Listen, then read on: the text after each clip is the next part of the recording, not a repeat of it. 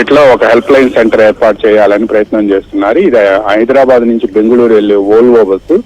అందువలన అసలు ఎవరు చనిపోయారు, ఎవరు సేఫ్ అయ్యారు అనేది కూడా ముందు సేఫ్ అయిన వాళ్ళ జాబితాను ప్రకటించాలి అని చెప్పి అధికారులు భావిస్తున్నారు. అందువలన హాస్పిటల్లో గాయపడి చికిత్స పొందుతున్న వారి పేర్లన్నింటినీ కూడా తీసుకొని ఆ పేర్లను ముందు విడుదల చేస్తే ఆ బస్సులో ఉన్న వాళ్ళు, ఆ బస్సులో వెళ్ళిన వాళ్ళు, మిగతా వాళ్ళు ఎవరు అనేది బంధువులకు తెలుస్తుంది కాబట్టి వారి వివరాలు తెలుసుకునేందుకు కూడా ప్రయత్నం చేస్తున్నారు. ఇక కర్నూలు ఆర్టీసీ అధికారులను కూడా అక్కడికి రావాలి అని చెప్పి ఉన్నతాధికారులు ఆదేశించారు.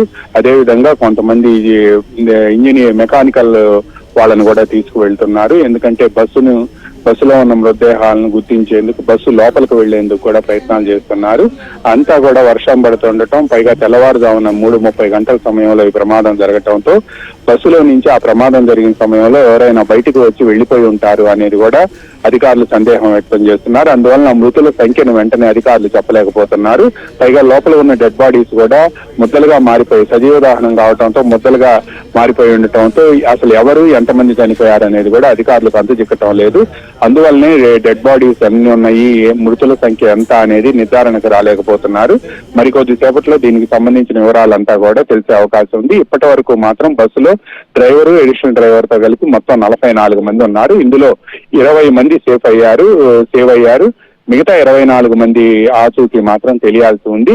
బస్సు ప్రయాణికుల జాబితాను, అంటే బస్సు రిజర్వేషన్ జరిగే ముందు ఆ రిజర్వేషన్ కి సంబంధించి ఫోన్ నెంబర్లు, మెయిల్ ఐడీలు ఇవన్నీ ఇస్తారు కాబట్టి ఆ లిస్టు తీసుకొని ఆ లిస్టు ఆధారంగా వాళ్ళకి ఫోన్లు చేసి ఎవరున్నారు, ఎవరు సేవ్ అయ్యారు అనేది సేవ్ అయిన వాళ్ళ జాబితాను కూడా అధికారులు సేకరిస్తున్నారు. నిఘా వర్గాలు వెళ్లి హాస్పిటల్లో ఈ క్షతగాత్రులు ఎవరైతే ఉన్నారో గాయపడిన వాళ్ళందరి వివరాలు కూడా సేకరిస్తున్నారు. శ్రీహరి.